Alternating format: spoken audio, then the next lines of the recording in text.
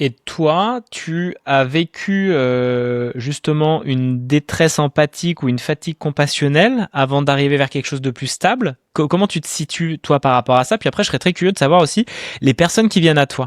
Elles arrivent avec, j'imagine, justement une détresse empathique, un trop plein, une surcharge, et comment tu vas les aider après à réguler ça de manière plus stable.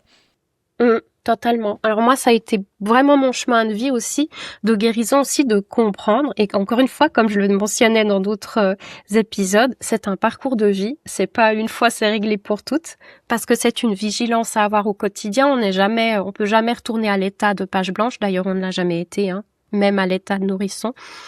On a déjà des circuits qui sont déjà prêts, établis. Donc, c'est très clair que oui, moi, j'ai beaucoup été dans cette détresse empathique dès l'enfance. Très forte, vraiment très fortement. J'ai jamais pu supporter de voir la souffrance à l'extérieur parce que oui, elle était un reflet de la mienne. Et moi, j'ai toujours été plus dans, au lieu du retrait, plus dans aller vers soulager. Voilà, parce que je crois qu'il y a aussi tout un conditionnement culturel, de valeurs aussi. Alors, je précise aussi un truc très important. Il faudrait pas comprendre ce message pour dire que tout se réduit à la détresse empathique quand on est un empathe. Pas du tout, pas du tout. Vraiment, c'est pas le message. Au contraire, je pense que ça peut être une superposition et c'est souvent le cas justement. Je pense que chez les SPS, et les hyper-empathes, il y a un système de valeurs profondément humain qui aime profondément l'humain, qui voit justement tellement trop le potentiel humain plutôt que la réalité. C'est comme ça qu'on se perd justement, hein, dans des relations où les frontières sont pas claires, etc.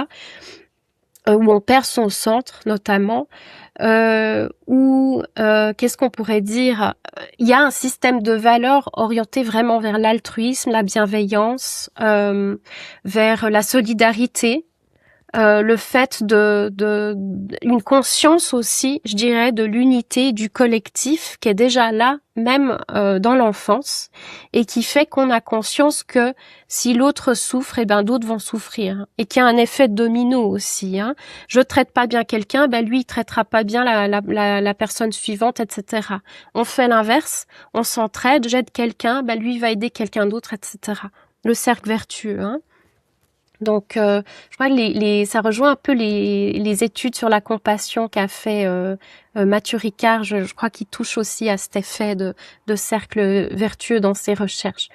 Donc, oui, moi, j'ai dû aussi faire tout un chemin parce que aussi une des manifestations donc quand elle est régulée, c'est oui, finesse émotionnelle, intuition sociale par exemple, on a des bonnes intuitions, on est ajusté, on se positionne bien, on a de la compassion mais on n'est pas éponge, hein. Mais à l'inverse, quand c'est pas régulé, quand ça vient de nos propres blessures, alors là, c'est l'effet éponge, c'est-à-dire l'absorption émotionnelle, même inconsciente, hein. Ah, je rentre dans une pièce, j'ai mal à la tête, qu'est-ce qui se passe? Ah, j'arrive vers deux personnes, c'est électrique, elles viennent de se disputer, elles disent rien, mais je le sais très bien.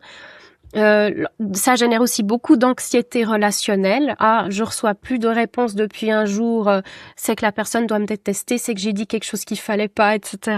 Hein. Mais aussi cette perte de frontières, hein, le fait de voler au secours sans être sollicité, mais qui te le demande? C'est très beau, hein, mais il y a plusieurs couches. Voilà.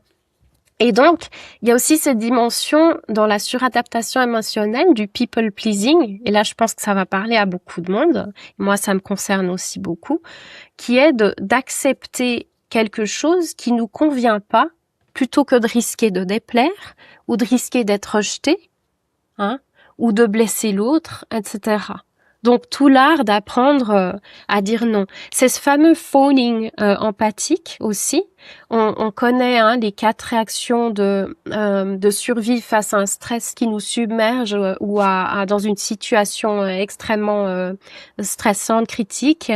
On a soit le fameux fight and flight, hein, l'attaque et la fuite, mais on a aussi le freeze, la tétanie, et le fawn, le 4e, qui est justement cette soumission à réserver la relation coûte que coûte, même quand ça me coûte à moi, justement.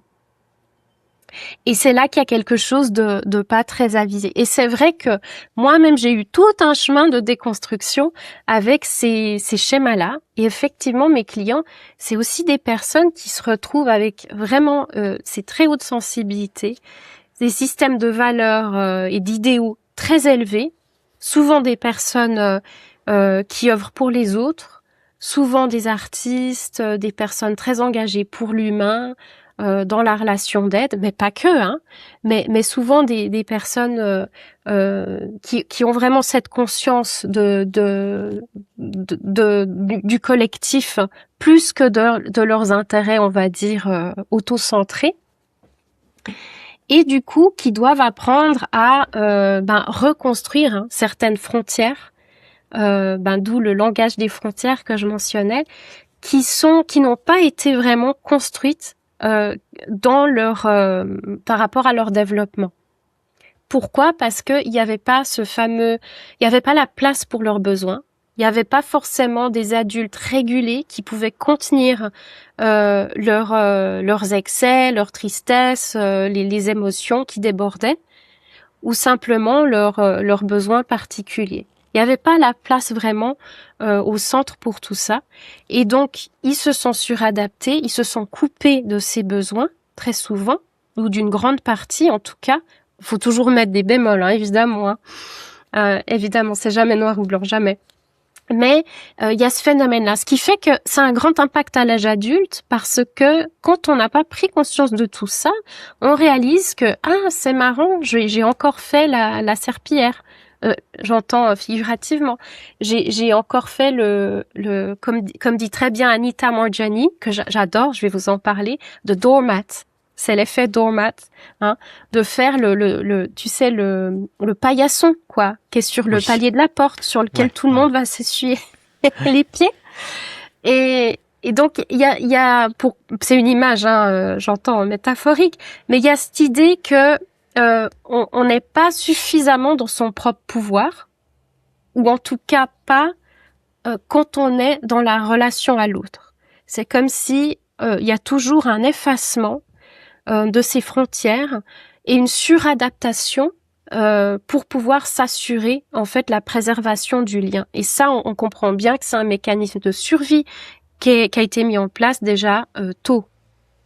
En général, mais ça coûte super cher à l'âge adulte, dans les relations de travail, quand il faut gérer des clients, quand il faut gérer les enfants, une famille, des relations amoureuses, voilà, n'importe quelle relation humaine en fait.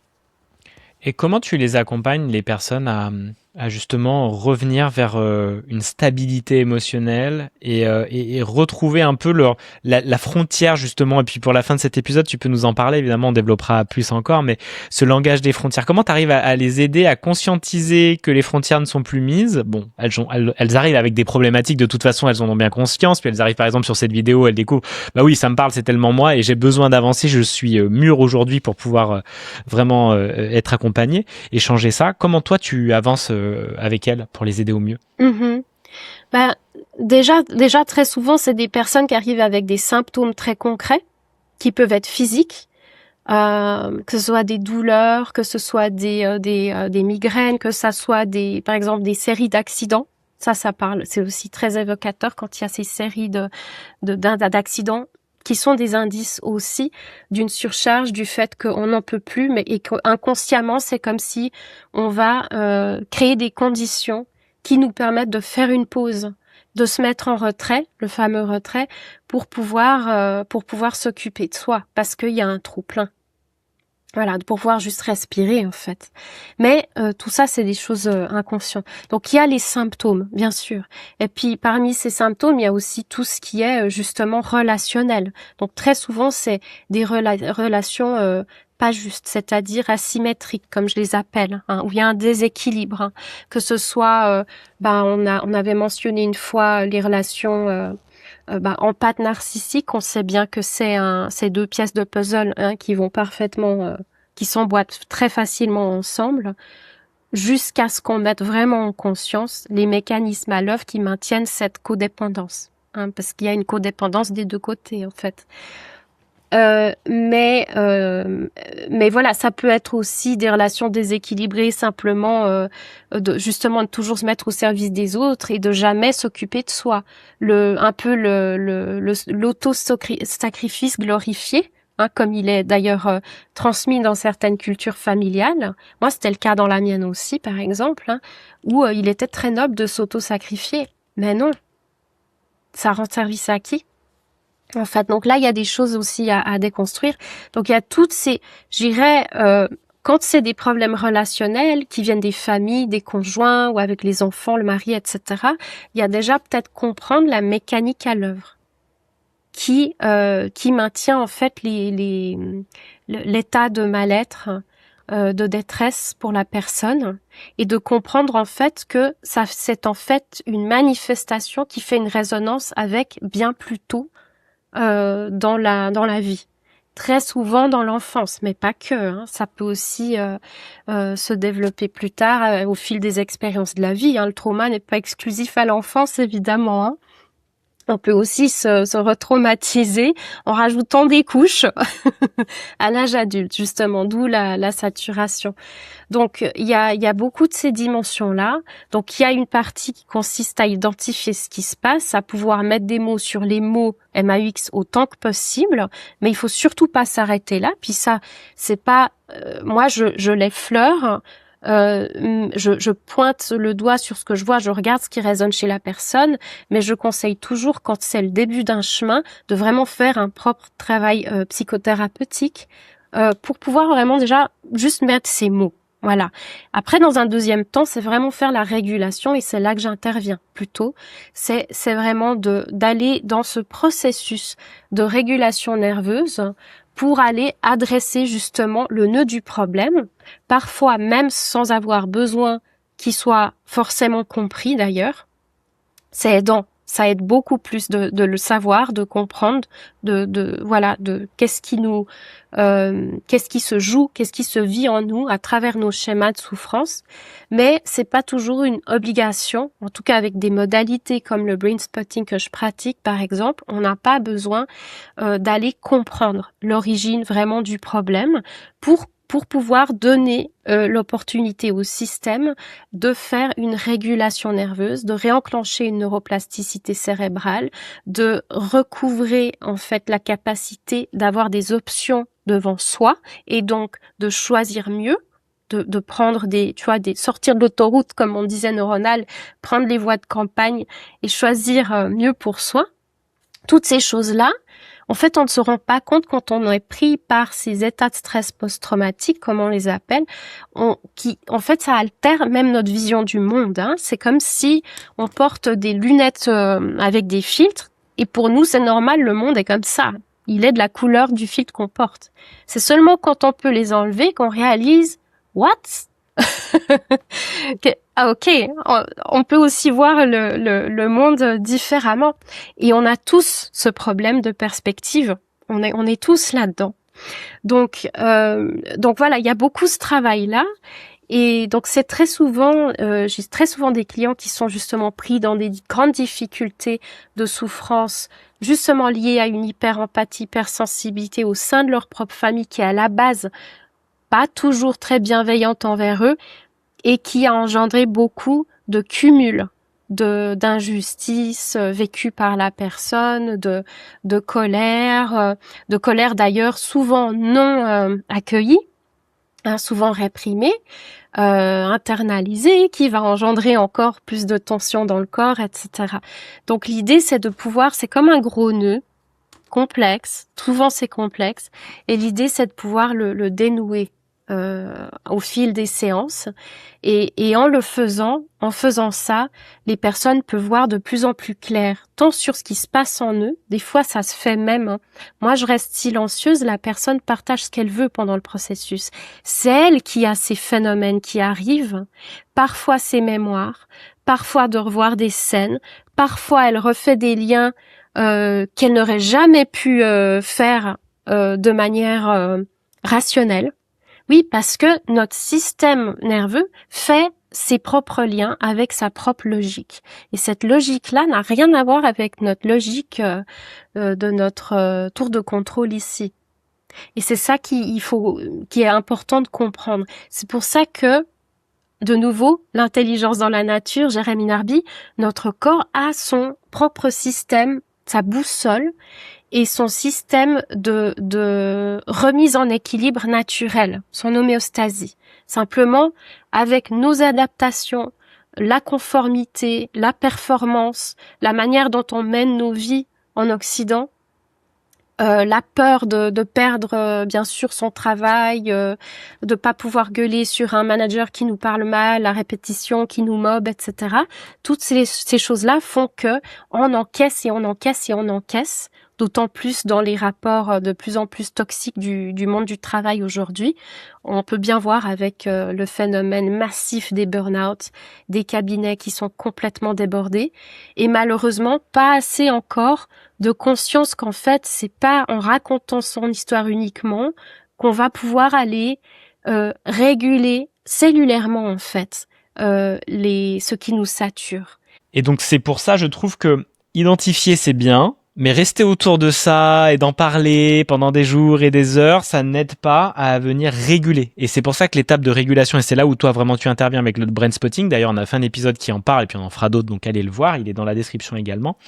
Bah ça permet vraiment de, ça y est, on a identifié, on a bien fait le tour de la question, mais qu'est-ce qu'on en fait maintenant? Maintenant il faut passer à réguler, il faut passer sur un autre chemin et l'entraîner pour que ça ne soit plus problématique pour les personnes qui viennent à toi, quoi. Exactement, il y a toujours, comme je disais, ça se termine jamais dans le sens où oui, on peut faire cette régulation qui permet de nous sortir de certaines impasses ou blocages ou relations difficiles et de trouver une nouvelle posture dans le système. Hein. Donc ça sera un autre chapitre en fait de comment on sort de tout ça. Et il y a notamment justement cette idée de développer aussi ce que j'appelle le langage des frontières pour ces personnes qui n'ont pas pu apprendre à le faire puisque leurs besoins n'étaient pas suffisamment entendus et qu'ils ont dû beaucoup prendre sur eux. Et que avec cette répercussion à l'âge adulte, avec la surcharge chronique, la fatigue chronique, le burn-out et toutes ces choses qui se répètent. Donc il y a vraiment un langage, comme je l'appelle, mais qui correspond vraiment à une posture intérieure, qui justement consiste à aller identifier mais qu'est-ce qui se passe en nous et quel est le besoin qui a faim, quel est le besoin en fait auquel je ne réponds pas, et commencer à pouvoir justement construire ses frontières, et ça se manifeste par arrêter de trahir en guillemets ou de mettre de côté le corps, mais au contraire se réaligner avec lui. Et après, bien sûr que ça c'est aussi tout un sujet qui m'intéresse beaucoup de développer justement dans ma pratique, c'est comment transmettre ce langage des frontières qui est aussi largement non verbal. D'accord, qui est pas forcément du langage tangible, parce qu'on sait bien, hein, j'ai pas mal de références à l'appui pour qui se sont intéressés sur la communication non verbale, hein, ou ce que certains, notamment j'aime beaucoup Jean-Paul Rességuier qui parle du sensible primordial, qui est ce champ relationnel implicite qu'il y a entre nous, qui est invisible, mais qui communique des tas de choses de manière subtile, sans que on le perçoive, ou qu'on perçoive plus ou moins justement selon ses capteurs, ses radars, son type d'hypersensibilité, etc. Et ce champ du sensible, en fait, juste pour faire un rapport avec la linguistique, on a le mot, hein, qui est le véhicule ou le contenant, et puis on a la vibration du mot, le sens, la sémantique, qui est le contenu. Mais en réalité, on voit bien que suivant le ton qu'on emploie pour donner une phrase, un mot à quelqu'un, ça va avoir un impact complètement différent. Bien sûr, parce que la personne, elle reçoit avant tout la charge vibratoire, on pourrait dire énergétique, qu'elle associe, qu'elle perçoit avec ce mot, plus que le mot en lui-même. Donc, il y a vraiment toute une posture qu'on peut, je dirais, un peu reconquérir quand on apprend à repérer en fait ses propres frontières en nous, et ensuite quand on apprend à les les expérimenter et les transmettre en fait autour de nous, les exprimer en fait. Voilà. Génial. Bah, c'est super intéressant et évidemment, là on arrive à la fin de cet épisode, mais tu vas en parler dans un autre épisode du langage des frontières et puis de revenir aussi sur l'empathie. Tu me parlais également qu'il y avait 11 niveaux, c'est ça, d'empathie, enfin 11 catégories d'empathie si mes notes sont bonnes. Oui, en fait, c'est plus une typologie développée par Judith Orloff, qui est une psychiatre américaine, que je trouve assez intéressante, dont je voulais parler parce que j'imagine que ça parlerait à pas mal de monde aussi. J'en suis sûr, oui. Bah, Ouais. merci beaucoup, hein. Franchement, c'est hyper intéressant et puis on te voit passionné et une geek de l'hypersensibilité, du système nerveux, avec le côté anthropologue et tout. C'est hyper intéressant, toutes ces connexions que tu fais. Puis les termes que tu utilises aussi comme l'ethnopsychiatrie, je trouve ça génial. Ces deux mots mis ensemble, tu en parlais de vibration et Mhm. tout, genre, ah mais oui, la psychiatrie reliée à l'ethnologie et reliée Mhm. à toute l'histoire aussi de l'humanité. Je trouve ça passionnant et en fonction aussi des différentes tribus, ethnies.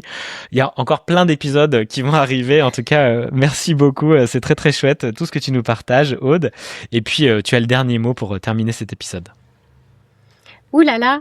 Euh, Ben, peut-être qu'on pourrait déjà dire, puisque on parle du langage des frontières, c'est qu'on voit bien que, pour donner déjà un petit, ça peut peut-être parler comme un petit type, on voit bien qu'on peut dire oui verbalement, mais que notre corps, il dit déjà non. Simplement, souvent, on n'écoute pas ce corps parce qu'on agit avec notre tête, parce qu'on est dans de la stratégie.